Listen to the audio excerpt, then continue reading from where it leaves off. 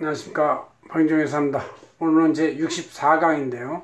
개인사업자가 법인 전환할 때의 고민 이유인 손실신고 확인 제도와 기타의 다른 가업성의 장점 등 이런 걸 한번 섞어서 얘기를 해보겠습니다. 왜 개인들이 자꾸 법인 전환하려고 문의를 하느냐. 또 저희 강의나 다른 사람 강의에서도 개인사업자의 법인 전환에 대한 강의를 굉장히 많이 보시고 궁금한 거를 전화도 질문을 합니다. 그래서 또 친구들인 법무사들도 때때로 법인 전환이 요새 많이 늘어났다고 말하고 있고, 또 저희 직원들한테도 회계사들한테도 물어보고 직원들한테 물어보면 또 개인사업자들이 하도 이제 매출이 커지면 더 이상 못 버티고 법인으로 전환한다 이렇게 말씀을 하고 있습니다. 자, 우리나라에 현재 법인은 과거에 한 50만 개였었는데 지금 한 70만 개 늘어났고, 개인사업자는 한 500만 내지 600만 사이에 있는 걸로 알고 있습니다.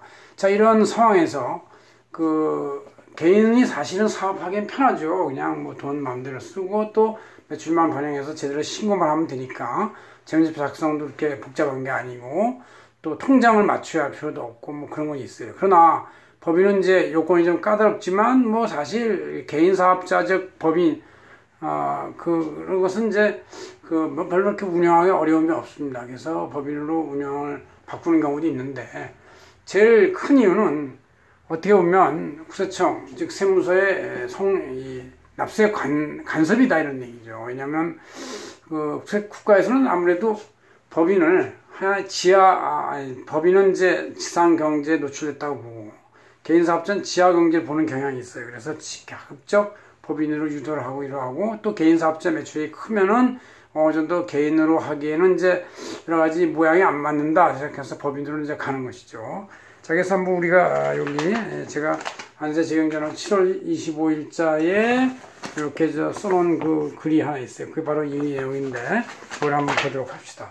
자, 개인사업자가 법인 전환할 때 이유가 첫째, 손실신고 확인 제도가 있고, 두 번째 이제 가업승계의 장점이 있는데, 첫째, 손실신고 확인 제도라는 것은 일종의 자발적인 사전의 세무 조사, 예비 세무조사 같은 거의 성격이에요. 그래서 회계사, 세무사 등 같은 세무대리인들이 직접 포함되어 있는 여러 가지 증빙이나 서식을 보면서 그 회사가 제대로 매출과 매입, 원재료, 인건비, 기타의 공과금에 대한 적격 증빙을 잘 구비하고 있는지를 미리 확인을 시키는 거예요. 그래서 이걸 제대로 손실신고를 확인을 안 하면 이제 세무조사 대상이 될 수 있다든가, 아니면 손실신고 확인을 잘못한 회계사나 세무사가 있으면 징계를 한다든가 이런 걸 통해서 세무조사의 성격이다 그런 얘기예요.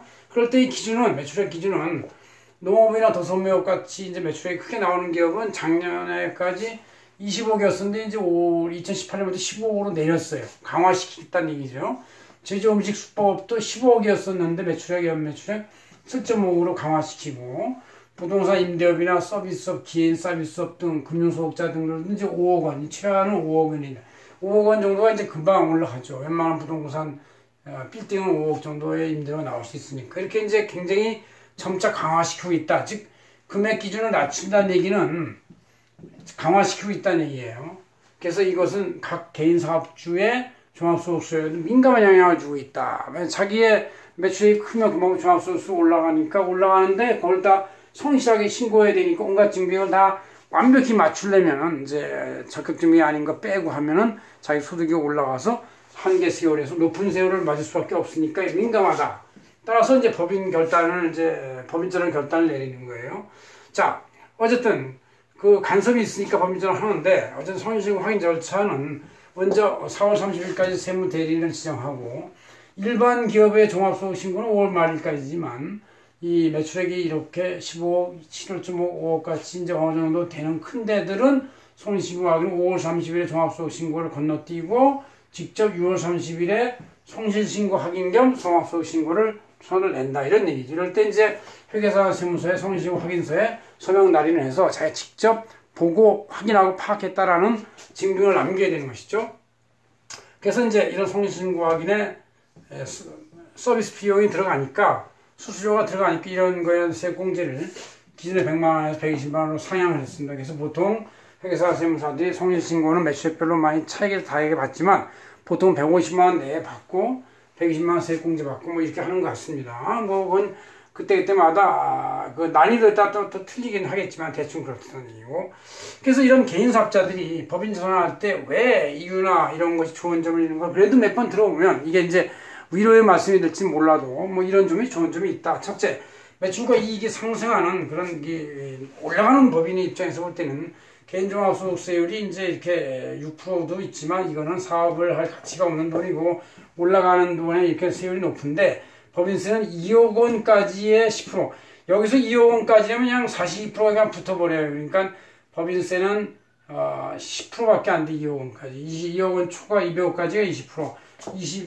200억 초과 20%니까 어쨌든 개인이 어떤 자기의 소득을 근로소득세를 집어넣고 하면 근로소득세에 대해서는 종합소득세를 물고 나머지 차익에 대해서 법인세를 10% 내니까 어쨌든 세율이 큰 이익이 두 개로 안분이 돼가지고 하나는 종합소득세, 하나는 개인 법인세로 이렇게 차등이 되니까 그 낮은 세율로 두 번이나 혜택을 볼 수도 있고 또 꺾이는 것이죠. 두 개의 금액이 낮은 걸 두 개를 꺾이면 아무래도 낮은 세율을 두 번 받으니까 이렇게 되는 게 하나 있고, 개인 사업자는 이제 사업주 대표의 급여를 비용을 처리하지는 없지만 법인은 지금같이 사업주 개인의 급여를 법인 근로소득세로 근로월급으로 비용 차감해서 빼고 난 나머지 법인세를 내기 때문에 소득이 안 분되는 그런 이제 혜택이 있다는 얘기죠.